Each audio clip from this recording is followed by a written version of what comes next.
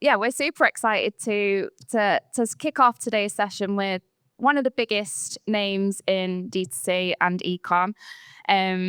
Yeah, Ricky, do you want to introduce yourself, the company, and a bit about what you do?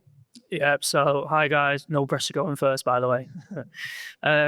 So I'm head of ecom at Rep. I joined the brand probably about 5 years ago. We had probably about 9 or 10 members of staff. Now we've got 150, like 4 different countries. So been quite some journey.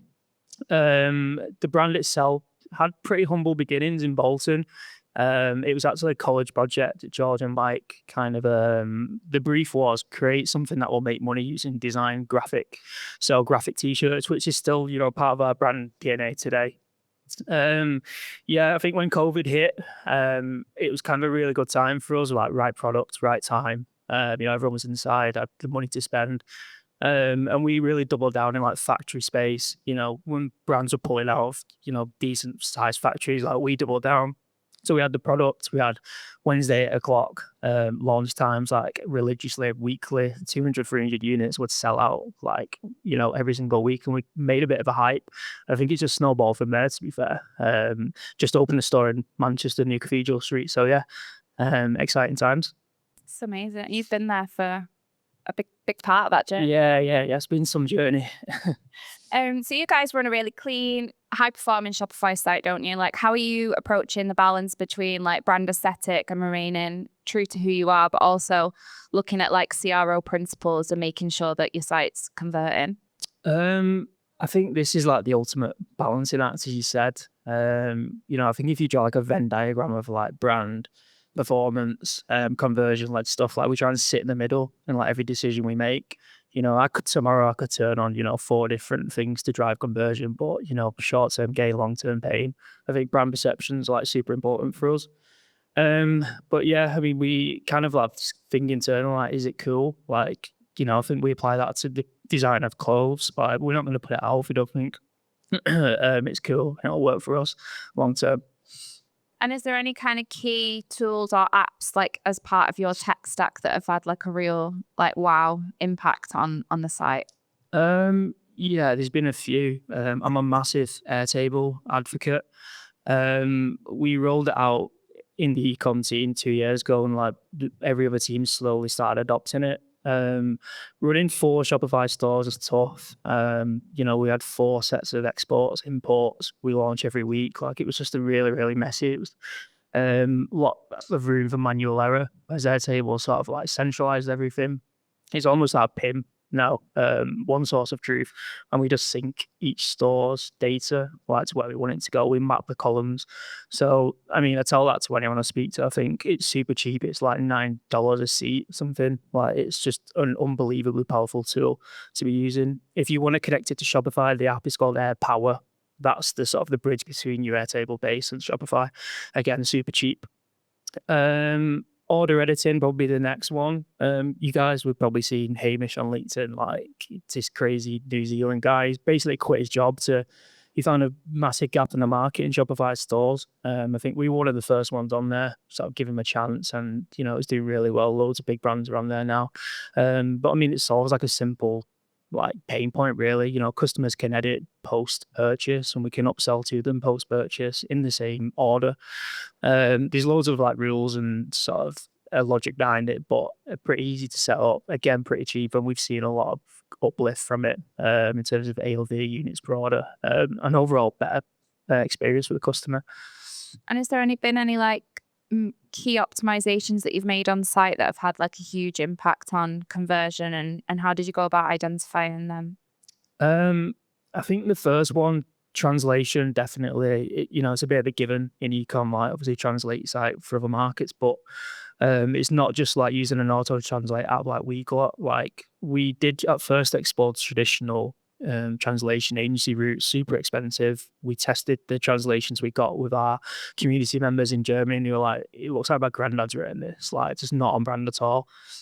So we actually now leverage AI. We've trained an assistant in our brand tone of voice, give him 40 pages of documents, references, prompts, but to speak Spanish, speak German, and then we've then imported that into our PIM and then imported into Shopify. German translation in terms of numbers, 30% up year on year since we've rolled it out, which is significant for us, being our third biggest market. That for quite a lot of brands, Germany's like seems to be a really like great place to kind of go next when they're looking at like internationalization. Yeah, definitely. Like, a massive economy in Europe, if not the world. Big in streetwear, so it's right for us. When I first joined the brand, Germany was probably the first biggest market behind the UK.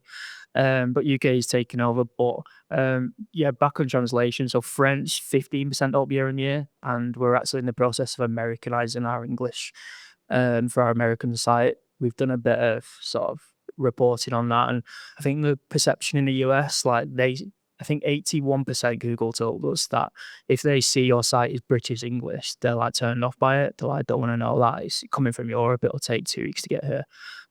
So pretty easy for us to just optimize and fine tune to like color, removing the U, stuff like that. Like they're really receptive to it. And you've got like a big customer base and a loyal customer base, haven't you? Like what channels and tactics are you leaning on to turn like those first time purchasers into repeat customers? I think the biggest driver for this is loyalty for us. We were quite early adopters of it.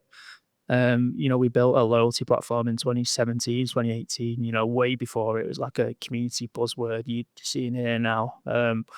We've got approximately like 450,000 members signed up to it. Of that number last year, I think 180,000 purchased. So for it to be going that long and still that engaged is pretty impressive, I think. But yeah, there's loads of different stuff we do with our community and prestige. Like it's online, it's offline.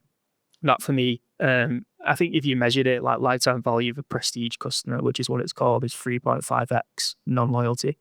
So again, pretty significant, like units per order, average order frequency, like it's just skyrockets once we get someone in that second purchase prestige funnel. And what's the program? Like what's the loyalty program consist of? Is it mainly points for purchase or? Yeah, I mean, we're actually in the process of sort of launching it, like Prestige 2.0, we call it. It is, a pound for point. We launched it in 2017, so I think at the time it was kind of unique, but now, it's kind of being emulated a lot. Like it does seem a bit out of the box, but we want to take it like online, offline, just like this omni-channel experience. Like we've got a store, we're building one in London now.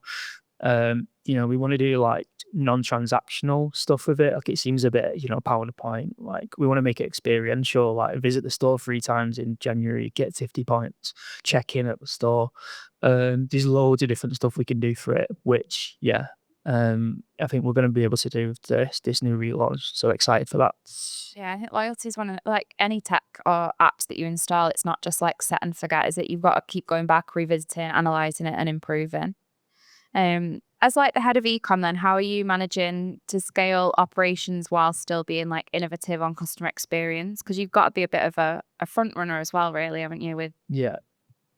Not gonna lie, it's tough. Like scaling to where we are now. Like when I first joined, like we was like a speedboat. Like we'd make a decision on the day and we'd do it, and like that'd be fine. It'd be great. Now we're an oil tanker. Like we've got a board, CEO, chairman. Like disapproval process of stuff. Like it does slow things down, but I think it's just you just change your ways of working. We do have a level of trust as well, being the ecom digital team. So I think it's just getting used to new ways of working and just putting trust in the people who know what they're talking about, essentially. And what's one like common habit or strategy that you've seen like ecom teams relying on when they're at 7 figures that can't scale, and what should they be doing to like go past that next level? I mean, everyone's different, so it is kind of hard to say, but from my perspective, I think a lot of like these, mega brands, when I go on the site, whether it's 2 years ago or today, like it looks the same. It's the same experience. Like I don't feel like when people get to a certain point, there's more risk involved. Like people aren't bold enough. Whereas I feel like we're really bold in everything we do. Like we're just like, we actually have a saying, like a brand value is there's no such thing as a failure, only a learning. And we sort of adopt that in everything we do. So as I said, relaunching our prestige platform, I'm going to relaunch our app with it. Like really bold things to do in like one fell swoop. But if we think it's right for the brand, then we'll give it a crack. That's amazing. Thank you so much for all of your Problem. insight. Thank you for having me.